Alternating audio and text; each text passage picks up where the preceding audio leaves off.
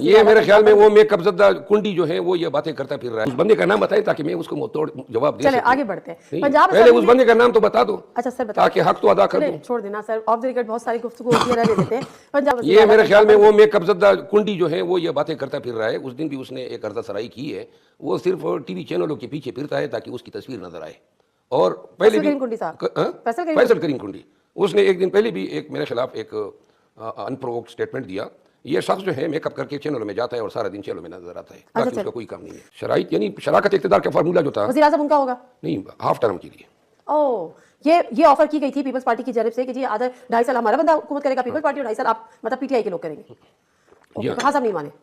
और इसके अलावा और ये भी था ना कि जी ये सेटलमेंट पूरी होगी, यानी ये राजीनामा पीपल पार्टी के साथ भी होगा और एस्टेब्लिशमेंट के साथ भी होगा, यानी ये पूरी एक। तो आपके लिए तो बड़ा अच्छा मौका था, आपके एस्टेब्लिशमेंट के साथ ताल्लुकात अच्छे हो जाते हैं, हमारे तो ना पड़ती ना फिर आपको। हमारे तो हमें पड़ गया, अब तो हम आदी हो गए ना।